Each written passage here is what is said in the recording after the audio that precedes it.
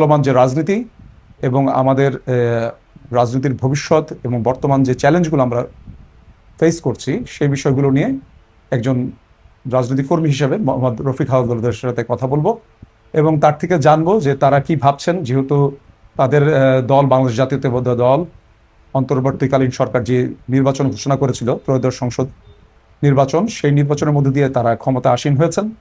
এই ক্ষমতা লাভের পর থেকে তারা যে রাজনৈতিক কর্মকাণ্ড পরিচালনা করছেন এবং একই সাথে দেশ পুনর্গঠনের জন্য তাদের যে পরিকল্পনা, তাদের কর্মকাণ্ড, সেই বিষয়ে আমরা একটু আলোকপাত করার চেষ্টা করবো এই অনুষ্ঠানে। জনাব মোহাম্মদ রফিক হাওলাদার, আসসালামু আলাইকুম, ভালো আছেন আপনি? জি, ওয়ালাইকুম আসসালাম রাহমাতুল্লাহি ওয়া বারাকাতুহু। আলহামদুলিল্লাহ ভালো আছি, আপনারা সবাই ভালো আছেন? জি আলহামদুলিল্লাহ। জি। রকি ভাই, আসলে আমরা যে বিষয়ে একটু কথা বলতে চাচ্ছি, আমাদের এই অনুষ্ঠানটায় আমরা যারা রাজনীতি করেন, বিভিন্ন দল মতের মানুষ, তাদেরকে তাদের দলীয় দৃষ্টিভঙ্গি, একই সাথে তাদের ব্যক্তিগত যে দৃষ্টিভঙ্গি দেশের ব্যাপারে, দেশের রাজনীতির ব্যাপারে, দেশের উন্নয়নের ব্যাপারে, সেটি জানার একটা চেষ্টা করি। তো সে লক্ষ্যে আপনার সাথে আপনাকে আজকে আমরা আমন্ত্রণ জানাচ্ছি এবং আপনার কাছে কৃতজ্ঞতা জানাচ্ছি যে আপনি উপস্থিত হয়েছেন, সময় দিয়েছেন আমাদেরকে, বিকেটিভির পর্দাকে। তো রফিক ভাই, আমরা যেটা জানতে চাইবো যে একটি অত্যন্ত রক্তক্ষয়ী আন্দোলনের মধ্য দিয়ে কিন্তু আমরা গণতন্ত্র পুনরুদ্ধারের যাত্রা আবার শুরু করতে পেরেছি। মাঝখানে একটি অন্তর্বর্তীকালীন সরকার প্রায় ১.৫ বছর ছিল এবং দলগুলোর সুপারিশে তাদের যে ঘোষণা, সেই ঘোষণা অনুযায়ী গত ১২ই ফেব্রুয়ারি আমরা একটা ত্রয়োদশ সংসদ নির্বাচন দেখতে পেলাম এবং এই সংসদ নির্বাচনের মধ্য দিয়ে বাংলাদেশ জাতীয়তাবাদী দল ক্ষমতা গ্রহণ করেছে, জনগণের ম্যান্ডেট পেয়েছে। সেখানে গণভোটের একটা ব্যাপার ছিল, সেই বিষয়ে এখনো আলোচনা চলছে, আমরা নতুন সংসদে অনেক ধরনের আলোচনা শুনছি। তো ক্ষমতা গ্রহণের পর থেকে আপনি যেহেতু দলের একজন অত্যন্ত দায়িত্বশীল পদে একজন নেতা ছিলেন এবং এখনো দীর্ঘ রাজনৈতিক ক্যারিয়ার পার করে এই পদে এসেছেন, জনগণের সাথে, দলের নেতাকর্মীদের সাথে আপনার একটা নিবিড় সম্পর্ক আছে। আমরা আপনার থেকে জানতে চাইব যে কি ধরনের চ্যালেঞ্জ এই মুহূর্তে আপনারা ফেস করছেন, যে সরকার গঠনের মানে পরে মাত্র ২ মাস হয়েছে, এখনো আসলে একটা ভঙ্গুর অর্থনীতি, একটি ভঙ্গুর প্রশাসনিক ব্যবস্থায় আপনারা দাঁড়িয়েছেন। সেখানে পুনরুদ্ধারের ক্ষেত্রে আপনাদের দলের শীর্ষ নেতা, বর্তমান প্রধানমন্ত্রী মাননীয় তারেক রহমান সাহেবের কি ধরনের দিক নির্দেশনা আপনারা পেয়েছেন দল গঠনের ক্ষেত্রে এবং রাষ্ট্র গঠনের ক্ষেত্রে? আপনাদের দৃষ্টিভঙ্গিটা কি একটু যদি আমাকে বলবেন। আপনাকে আমার পক্ষ থেকে ধন্যবাদ এবং আমার দলের পক্ষ থেকে সবাইকে আন্তরিক ধন্যবাদ। আপনি গুরুত্বপূর্ণ বিষয় প্রশ্ন করেছেন। দীর্ঘ ১৮-১৯ বছরের আন্দোলন সংগ্রাম করে একটা রক্তক্ষয়ী সংগ্রামের মধ্য দিয়ে ৫ই আগস্ট সৃষ্টি হয়েছে। আমাদের প্রাণপ্রিয় নেত্রী দেশনেত্রী খালেদা জিয়া সহ আমাদের বর্তমান প্রধানমন্ত্রী, বিএনপির চেয়ারম্যান তারেক রহমান সহ বাংলাদেশের জাতীয়তাবাদী দলের হাজার হাজার নেতাকর্মী হাজার হাজার মামলায় জড়িত ছিল। হাজার হাজার নেতাকর্মী গুমের শিকার হয়েছেন, হাজার হাজার নেতাকর্মী খুনের শিকার হয়েছেন এবং লক্ষ লক্ষ মামলা আমাদের মাথার উপরে ছিল। এখন আমাদের অনেককে কোর্টে যেতে হয় মামলার গেলানি শেষ করার জন্য। যাক, এর মধ্যে ইনশাল্লাহ আলহামদুলিল্লাহ বাংলাদেশের জনগণ টু-থার্ড মেজরিটি দিয়ে আমাদেরকে ক্ষমতায় ভোট দিয়েছেন এবং আমাদের বাংলাদেশ জাতীয়তাবাদী দলকে ক্ষমতা আসীন করেছেন। আল্লাহর কাছে লাখো শুকরিয়া। আমাদের চেয়ারম্যান, বাংলাদেশ জাতীয়তাবাদী দলের চেয়ারম্যান তারেক রহমান, বাংলাদেশের প্রধানমন্ত্রী, একটা ভঙ্গুর রাষ্ট্র, সব জায়গায় যেখানে একদম তছনছ হয়ে গেছিল, যুদ্ধ বিধ্বস্ত দেশের মতো বাংলাদেশের অবস্থা ছিল, ওখান থেকে আজকে ২ মাস, অনলি ২ মাস সরকারের বয়স, তিলে তিলে করে ইনশাল্লাহ সেটাকে রিপেয়ার করার জন্য এবং বিল্ড আপ করার জন্য চেষ্টা করেছেন। দিন রাত কষ্ট করে যাচ্ছেন, ১৮ ঘন্টা পরিশ্রম করছেন, শনিবার অফিস করছেন। এটা বাংলাদেশের জনগণ দেখছেন। চাচ্ছেন বাংলাদেশের জনগণকে ইনশাল্লাহ একটা আস্থার জায়গায় নিয়ে আসতে, যে বাংলাদেশ জাতীয়তাবাদী দল বাংলাদেশের জন্য আন্তরিক ছিল, আন্তরিক আছে এবং আন্তরিক থাকবে। সেই স্বাধীনতার যুদ্ধ থেকে শহীদ প্রেসিডেন্ট জিয়াউর রহমান দেশের জন্য যা করেছেন আপনারা জানেন। সে স্বাধীনতার ঘোষক ছিল এবং বাংলাদেশের স্বাধীনতা পতাকা উনি আমাদেরকে উপহার দিয়েছেন। তার যোগ্য উত্তরসূরি আমাদের প্রিয় নেত্রী দেশনেত্রী খালেদা জিয়া ৩ বার বাংলাদেশকে পরিচালনা করেছেন সফলতার সাথে। এখন আমাদের প্রিয় নেতা বর্তমান প্রধানমন্ত্রী তারেক রহমান ইনশাল্লাহ ভালো চালাচ্ছেন এবং ইনশাল্লাহ আমার মনে হয় উনি ১০০% সফল হবে। ওনার চাওয়া পাওয়ার কিছু নাই। জনগণকে সাথে নিয়ে ইনশাল্লাহ বাংলাদেশকে উনি সঠিক পদে নিয়ে যেতে পারবেন বলে আমি বিশ্বাস করি। এখানে অনেক চ্যালেঞ্জ আছে, অর্থনৈতিক চ্যালেঞ্জ আছে। এই যে যুদ্ধ চলতেছে, একটা বড় যুদ্ধ চলতেছে, এই যুদ্ধটার বিভিন্ন প্রভাব বাংলাদেশের উপর অলরেডি পড়ে গেছে। তারপরও আজকে দেখেন সারা বিশ্বে তেলের দাম বেড়েছে, বাংলাদেশের সরকার কিন্তু এখন পর্যন্ত তেলের দাম প্রচুর ভর্তুকি দিচ্ছে, কিন্তু তারা জনগণের দিকে লক্ষ্য রেখে তেলের দাম কিন্তু একটা টাকাও বাড়ানো নাই। এবং বিদ্যুতের দামও প্রধানমন্ত্রী বলছেন যারা সামান্য নিম্ন আয়ের যারা বিদ্যুৎ ব্যবহার করে তাদের বিদ্যুৎ বিল যাতে না বাড়ে, যারা একটু বেটার লাইফ বা এসি বা অন্য একটু উন্নত জীবন বা লাইফ লিড করতে অভ্যস্ত, তাদেরকেও একটা লিমিটেড বিদ্যুৎ বিল বাড়াবার জন্য প্রস্তাব আসছে দেখছি। এখনো বিদ্যুৎ বিল বাড়ে নাই আমি যেটুকু জানি। যাই হোক, আমি মনে করি আইন শৃঙ্খলা সহ সমস্ত কিছু, একটা রাষ্ট্রের অনেকগুলো অঙ্গ থাকে, সবকিছু প্রায় ধ্বংসের শেষ প্রান্তে চলে গেছিল। আইন শৃঙ্খলা, অর্থনীতি, প্রশাসনিক বিষয় টিষয় সবকিছু মিলে, রাজনৈতিক বিভিন্ন ফ্যাচার দেখছেন, রাষ্ট্রের মধ্যে বিভিন্ন গোষ্ঠী রাজনৈতিক কালচারকে নষ্ট করে ফেলছে, মব সৃষ্টি করছে, অনেক শ্রদ্ধাভাজন ব্যক্তিকে নিয়ে বাজে আজে বাজে কথা বলার দুঃসাহস দেখাচ্ছে। এটা আসলে রাষ্ট্রের একটা বিশৃঙ্খলা। আস্তে আস্তে ইনশাল্লাহ আমার মনে হয় আমাদের প্রিয় প্রধানমন্ত্রী বাংলাদেশের জনগণকে সাথে নিয়ে এর একটা ইনশাল্লাহ শৃঙ্খলার মধ্যে ফিরে আনতে পারবেন বলে আমি মনে করি, এবং ইনশাল্লাহ উনি খুবই ভালো করবেন।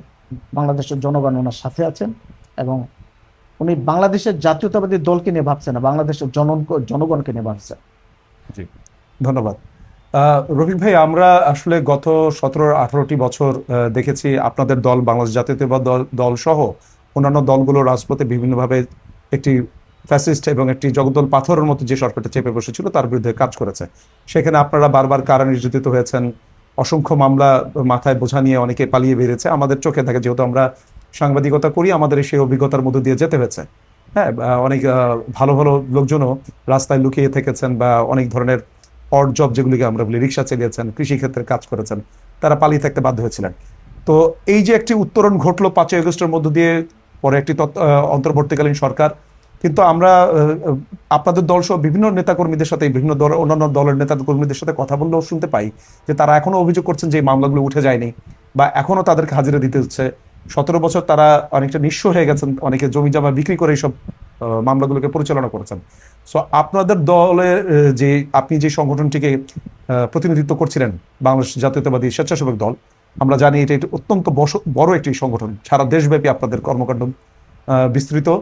তো স্বেচ্ছাসেবক দলের পক্ষ থেকে সরকারের কাছে, এখন যেহেতু আপনাদের গভর্নমেন্ট এবং জনাব তারেক রহমানের কাছে এই মামলাগুলো প্রত্যাহার, বা যারা ক্ষতিগ্রস্ত, ইভেন যেটা 5ই আগস্টের আগে যে জুলাই বিপ্লবের কথা আমরা বলছি, সেই বিপ্লবে আপনাদের দলের অনেকে আহত এবং শহীদ হয়েছেন, অন্যান্য দলের এবং সাধারণ মানুষের সাথে আপনারাও ছিলেন। তো তাদের ব্যাপারে আপনাদের স্বেচ্ছাসেবক দলের কোনো প্রস্তাবনা আপনারা দিয়েছেন কিনা বা কাজ করছেন কিনা, যাতে কর্মীরা বা সাধারণ যারা সমর্থক তারা যে এক ধরনের অত্যাচারের মধ্যে দিয়ে গিয়েছে সেখান থেকে তারা আবার একটা স্বাভাবিক লাইফে ফিরে আসতে পারে কিনা জীবনে? আমাদের সরকার গঠনের পরই আইন মন্ত্রণালয়, স্বরাষ্ট্র মন্ত্রণালয়কে নির্দেশ দেওয়া হয়েছে রাজনৈতিক বিবেচনায় যত মামলা হয়েছিল, মিথ্যা মামলা, ওগুলো যথাযথভাবে বিবেচনা করে প্রত্যাহারের জন্য। অলরেডি আমার জানা মতে প্রায় 80% মামলা প্রত্যাহার হয়েছে আমাদের নেতাকর্মীদের, আমারও হয়েছে, আমারও 2-4টা মামলা আছে। ইনশাল্লাহ আশা করি আগামী জুন মাসের মধ্যে এই রাজনৈতিক বিবেচনায় যত মিথ্যা মামলা, নির্যাতনমূলক মামলা আমাদের বিরুদ্ধে হয়েছিল, মামলাগুলো ইনশাল্লাহ প্রত্যাহার হবে, এবং নেতাকর্মীরা ইনশাল্লাহ ফিরে যাবে, স্বাভাবিক কাজকর্মে ফিরে যেতে পারবে। রবি ভাই, যেমনটি বলছিলেন যে জাতীয়তাবাদী দল বিএনপি ক্ষমতা গ্রহণের ঠিক পরপরই রোজার মাসটি শুরু হলো, রমজান মাস শুরু হলো। আমরা বিগত দিনে দেখেছি গত সরকারের আমলে, বিশেষ করে ফ্যাসিস্ট আওয়ামী লীগ আমলে, রোজাকে কেন্দ্র করেই 2-3 সপ্তাহ আগে থেকেই দ্রব্যমূল্যের দাম বেড়ে যেত। কিন্তু আপনারা যখন ক্ষমতা গ্রহণ করলেন তার 2-1 দিনের মধ্যেই সম্ভবত পবিত্র মায়ের রমজান মাসটি শুরু হলো। জনগণ আপনাদেরকে কিছুটা প্রশংসা করেছে যে আপনারা দ্রব্যমূল্যটাকে স্থিতিশীল রাখতে পেরেছিলেন, কিন্তু দুর্ভাগ্যজনকভাবে 10-12 দিনের মাথায় আবার একটি যুদ্ধের সূচনা হয়ে গেল বিশ্বব্যাপী, বলতে পারি ইরানের সাথে মার্কিন যুক্তরাষ্ট্র এবং ইসরায়েলি শক্তির। তো নিত্য নতুন চ্যালেঞ্জ আসছে আপনাদের সামনে। এইটি যদি প্রলম্বিত হয় যুদ্ধটি, সেক্ষেত্রে বাংলাদেশের কৃষিতে যে জ্বালানি দরকার হবে, বা আমাদের স্বাভাবিক জীবনযাত্রার জন্য যে জ্বালানি বা বিদ্যুতের দরকার হবে, স্বভাবতই এটা একটা চ্যালেঞ্জের মুখে পড়ে গেছে এবং সামনে আর পড়বে। তো আপনাদের দল পক্ষ থেকে যে ধরনের মানুষকে সচেতন করার জন্য যে প্রোগ্রামগুলো নেওয়া উচিত, জনগণ বলছে, আমরা অনুভব করছি যে, কারণ বিগত 1 মাসে আমরা দীর্ঘ লাইন দেখতে পাচ্ছি পেট্রোল পাম্প বা সিএনজি স্টেশনগুলোর সামনে, যে এক ধরনের দীর্ঘ লাইন। সরকারের পক্ষ থেকে সংসদে এবং সংসদের বাইরে আশ্বস্ত করা হচ্ছে যে জ্বালানি সংকট নেই, কিন্তু জনগণের ভিতর থেকে কিন্তু এই সংকটটা কাটছে না এবং তারই ফলস্বরূপ দীর্ঘ লাইন দেখতে পাচ্ছি আমরা। তো স্বেচ্ছাসেবক দল এটি তো আসলে আপনার স্বেচ্ছাসেবীর ভিত্তিতে, যেহেতু আপনারা দীর্ঘদিন রাজনীতি করে এই সংগঠনে এসছেন, তো আপনাদের কোনো পরিকল্পনা আছে কিনা যে এই মানুষের ভিতরে যে এই যে আতঙ্ক, এই আতঙ্ক নিরসনে দলীয় কোনো নির্দেশনার ভিত্তিতে আপনার কোনো সচেতনমূলক কর্মকাণ্ড আসতে পারছেন কিনা, বা পরিকল্পনা আছে কিনা আপনাদের? আসলে দলের পক্ষ থেকে বা সরকার পক্ষ থেকে আমাদের ওরকম কোনো নির্দেশ বা ইনস্ট্রাকশন নাই। এই জ্বালানির প্রবলেমটা আসলে বৈশ্বিক প্রবলেম, সেটা বাংলাদেশ সরকারের কোনো আসলে ব্যক্তিগত বিষয় না। সারা বিশ্বে যেটা হবে বাংলাদেশেও তাই হবে। কিন্তু বাংলাদেশ সরকার, বর্তমান প্রধানমন্ত্রী সহ বাংলাদেশ সরকারের মন্ত্রিসভা সহ যারা সংসদ সদস্য নির্বাচিত হয়েছেন, যারা জনপ্রতিনিধি হয়েছেন, সবাই আন্তরিক দেশকে ভালোভাবে সুষ্ঠুভাবে পরিচালনা করার জন্য। কিছুটা তো সমস্যা হচ্ছে, সারা বিশ্বে এত বড় সমস্যায় এর একটা প্রভাব তো আমাদের বাংলাদেশে পড়বে। অবশ্যই পড়ছে এবং পড়বে, এটা সবাই আমরা জানি। জি, এটা আসলে বৈশ্বিক একটা প্রবলেম। জি, জি। আমরা দোয়া করি যাতে এই বৈশ্বিক প্রবলেমটা যদি সলভ হয়ে যায়, ইনশাআল্লাহ বাংলাদেশ সরকার এটা কাটিয়ে উঠতে সক্ষম হবে। আর আমাদের দলের পক্ষ থেকে যদি আমাদের ওরকম কোনো ইনস্ট্রাকশন দেয়, ইনশাআল্লাহ আমরা জনগণকে সচেতন করার জন্য আমরা জি, যা দরকার, যা যেভাবে ইনস্ট্রাকশন দেয় আমরা ইনশাআল্লাহ করবো। কাজ করি। রহিম ভাই, আমরা আপনার সম্পর্কে যতটুকু জানি যে দীর্ঘ প্রায় 36-37 বছর ধরে আপনি বাংলাদেশ জাতীয়তাবাদী দলের সাথে সম্পৃক্ত আছেন। একেবারেই তরুণ বা ছাত্র বয়স থেকে আপনি এই দলের সাথে যুক্ত হয়েছেন। বিগত সরকার আমলে অনেকগুলো মামলা বা জেল কারাবরণ করেছেন। তো আপনাদের এই যে দীর্ঘ এক ধরনের নেতিবাচক যে অভিজ্ঞতা আপনাদের জীবনে এবং দলীয় জীবনে এবং আপনাদের ব্যক্তিগত জীবনে, দলকে সুসংগঠিত করার ক্ষেত্রে, বা আপনারা যদি সামনে আরো কোনো বড় পদে অধিষ্ঠিত হতে পারেন, যেহেতু আপনি সাবেক সহসভাপতি ছিলেন একটি অঙ্গ সংগঠনের কেন্দ্রীয় সংসদের, আপনাদের সামনে হয়তো আরো বড় পদের সম্ভাবনা তৈরি হবে। আমরা সংবাদকর্মী হিসেবে জনগণ আপনাদের থেকে জানতে চায় যে আপনারা যদি আরো বড় পদে আপনি অধিষ্ঠিত হন বা আপনাদের দল যদি সফলতার সাথে সরকার পরিচালিত করতে পারে, তাহলে আপনাদের নিজস্ব কোনো পরিকল্পনা আছে কিনা, দলীয় কর্মীদেরকে সাথে নিয়ে আপনাদের পরিকল্পনা আছে কিনা, কিরকম একটা দেশ আপনারা গড়তে চাচ্ছেন? সরকারের উচ্চ পর্যায়ের যারা আছেন তাদের তো এক ধরনের পরিকল্পনা আছেই রাষ্ট্র গঠনের, কিন্তু আপনাদের ভিতর থেকে কোনো প্রস্তাবনা আছে কিনা যে আপনারা যেই অত্যন্ত একটি বাজে অভিজ্ঞতার মধ্যে দিয়ে গেছেন, সেটি নিয়ে রেখে আপনাদের রাজনীতিকে সংস্কার করার ক্ষেত্রে আপনাদের কোনো ভূমিকা থাকবে কিনা? আমরা কোনো প্রতিশোধ চাই না, জি, আমরা চাই একটা ঐক্য। ঐক্যের মাধ্যমে বাংলাদেশকে আমরা ইনশাআল্লাহ এগিয়ে নিতে চাই। এটা আমাদের দলের চেয়ারম্যান, বর্তমান প্রধানমন্ত্রী, আমাদের প্রিয় নেতা তারেক রহমানের ইনশাআল্লাহ অভিপ্রায় এবং ইচ্ছা, যে আমরা কোনো বিভেদ চাই না, আমরা ঐক্য চাই। ঐক্যের মাধ্যমে আমরা বাংলাদেশকে এগিয়ে নিতে চাই। এখানে আমাকে যদি দলে ইনশাআল্লাহ মূল্যায়িত করার ভালো জায়গায় ভালো পদ দেওয়া হয়, ইনশাআল্লাহ দলের সিদ্ধান্ত অনুযায়ী দেশের স্বার্থে, জনগণের স্বার্থে যেটা দরকার ওইটা ইনশাআল্লাহ আমি করবো আমার পক্ষ থেকে এবং আমার দলের পক্ষ থেকে। দীর্ঘদিন আমি দল করে আসছি, সেই 89 থেকে জাতীয়তাবাদী ছাত্র দলের সাথে আমি ওতপ্রোতভাবে জড়িত ছিলাম, এরশাদ বিরোধী আন্দোলনে জড়িত ছিলাম, সর্বদলীয় ছাত্র ঐক্যের মিছিলে আমি আহত হয়েছি। 96 তো 2001 পর্যন্ত আওয়ামী লীগ ক্ষমতা, ওখানে আমি কারাবরণ করেছি, ডিটেনশন ভোগ করেছি, 2বার গুলি খেয়েছি, অনেক মামলার আসামি হয়েছিলাম। 2001 সালে আমাদের সরকার আসার পরে আবার ওই মামলাগুলি রাজনৈতিক বিবেচনা প্রত্যাহার হয়েছিল। আবার সেই 2008 থেকে এই 24 পর্যন্ত, 2007 থেকে 111 থেকে আমরা চরম দুঃসহ লাইফ জীবনযাপন করছি। ব্যবসায়িক বলেন, রাজনৈতিক বলেন, পারিবারিক বলেন, আমাদের জীবনটা আসলে জেল খাটতে খাটতে আসলে শেষ হয়ে গেছে। আমার শরীরে অনেক গুলির আঘাত আছে, ভাঙ্গার চিহ্ন আছে, অনেক নির্যাতন জুলুমের চিহ্ন আছে, গুম হয়েছিলাম। তো যাই হোক, রাজনীতি যেহেতু করেছি, রাজনীতি যেহেতু করব, আসলে প্রতিহিংসার রাজনীতি আমরা করতে চাই না। আমরা ঐক্য চাই, দেশকে এগিয়ে নিতে চাই, বাংলাদেশের জনগণকে ইনশাল্লাহ একটু ভালো রাখতে চাই। এটাই আমাদের অভিপ্রায়, এটাই আমাদের প্রত্যয়, এটাই আমাদের ইচ্ছা। আপনাদের সবাইকে নিয়ে এভাবে আমরা চলতে চাই। রবি ভাই, ভালো লাগলো আপনার সাথে কথা বলে, যে এত একটি তিক্ত অভিজ্ঞতার পরও আপনাদের শরীরে যে ক্ষতগুলো বহন করছেন আপনারা, তারপরও আপনার ঐক্য এবং শান্তির বার্তা দিচ্ছেন। মাননীয় প্রধানমন্ত্রী জনাব তারেক রহমানও সেই বার্তাই দিচ্ছেন। আমরা আপনাদের মিডিয়ার মাধ্যমে দেখছি, বা ওনার অনেক কর্মসূচিতেও আমরা দেখছি, জনগণের কাছে পৌঁছানোর চেষ্টা করছেন। সংসদ এবং সংসদের বাইরে যারা আজকে বিরোধী দল হিসেবে আছেন, সরকার বসার পর থেকে দেখছি যে সংস্কার বিষয়ে তাদের বেশ তারা উচ্চকণ্ঠ হয়েছেন। তো এক ধরনের একটি ডিসকমফোর্ট জোন আমরা জনগণ পরিলক্ষিত হচ্ছে এবং জনগণ কিছুটা বিভ্রান্তকর অবস্থায় আছে যে আসলে কি বাংলাদেশ জাতীয়তাবাদী দল সংস্কার চায় না, বা তারা যেটা বলছেন যে, এবং আমাদের সোশ্যাল মিডিয়া আপনারা জানেন যে এখন কিন্তু আগের চেয়েও সোশ্যাল মিডিয়া অনেক বেশি ভাইব্রেন্ট, তারা অনেক বেশি সরব থাকে এবং সেখানে তথ্য সন্ত্রাস চালানোর সুযোগটাও খুব বেশি থাকে। এখানে যে যার মতো ম্যানিপুলেট করে সংবাদ পরিবেশন করতে পারেন। সো এই যে এক ধরনের বিভিন্ন ধরনের বিকৃত সংবাদ আমরা দেখতে পাচ্ছি, জামাত এবং এনসিপি যারা সংসদে বিরোধী দল হিসেবে আছেন তারাও খুব প্রতিবাদ করছেন আপনাদের যে জুলাই সনদকে বা জুলাইয়ের যে চেতনা সেটাকে আপনারা মানছেন, এটা তাদের অভিযোগ। এবং এই এই এই যে বাকবিতণ্ডা, এই যে বাহাস দুইটি পক্ষের, এর সুযোগে আবার কথিত ফ্যাসিস্ট শক্তিরও বিভিন্ন ধরনের প্রচারণা চালাচ্ছে যে জুলাই কিছু না, বা জুলাইকে মুছে ফেলার এক ধরনের চেষ্টা, এবং সেই ক্ষেত্রে বিএনপির উপরে এক ধরনের দোষ দেওয়া হচ্ছে যে বিএনপি জুলাইকে মুছে দিতে চাচ্ছে। তো এই বিষয়ে আপনার কোনো বক্তব্য আপনি?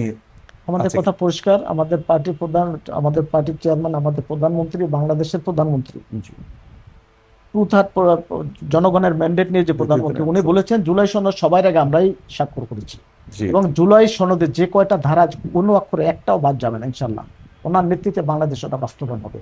এটা যারা বলছে যে বিএনপি জুলাই সনদ চায় না, এটা তারা একটা ঘোলা পানিতে মাছ শিকারে পায় তারা করতেছে, জি, এটা আসলে মিথ্যা কথা। জি, বিএনপির সংস্কারের মধ্যে আছে সংস্কার 31 দফায় আমাদের, ওনারা যে এই জুলাই সনদের অনেক দফা 31 দফায় স্পষ্ট আছে। এটা আমাদের চেয়ারম্যান সাহেব, জি। পার্টির চেয়ারম্যান, বর্তমান প্রধানমন্ত্রী তারেক রহমান আরো 2 বছর আগে এটা আমাদের পুঙ্খানুপুঙ্খানুভাবে এটা জনগণের মাঝে পৌঁছাবার জন্য আমরা কাজ করেছি, ডোর টু ডোর আমরা গেছি। জি, এখন এনসিপি জামাত কি বললো না বললো এটা বাংলাদেশের জনগণ ভালো করে জানে। ওরা আসলে ঘোলা পানি থেকে মাছ শিকার চেষ্টা করতেছেন, আসলে চাওয়ার চেয়ে পেয়ে গেছি বেশি, তো এই জন্য বেশি ফাল পাচ্ছেন। আসলে ঠিক হয়ে যাবে ইনশাল্লাহ, ওরা ওনাদের ভুল বুঝতে পারবে, আমরা একসাথে সবাই বাংলাদেশ ইনশাল্লাহ গঠন করবো। আমরা সে আশাবাদ ব্যক্ত করছি যে রাজনৈতিক বিভাজন আর আমরা দেখতে চাই না। এই রাজনৈতিক বিভাজনের যে ক্ষেত্রটা তৈরি করা হচ্ছে এটি সুফল বয়ে আনবে না বাংলাদেশের অর্থনীতির জন্য, বাংলাদেশের মানুষের জন্য।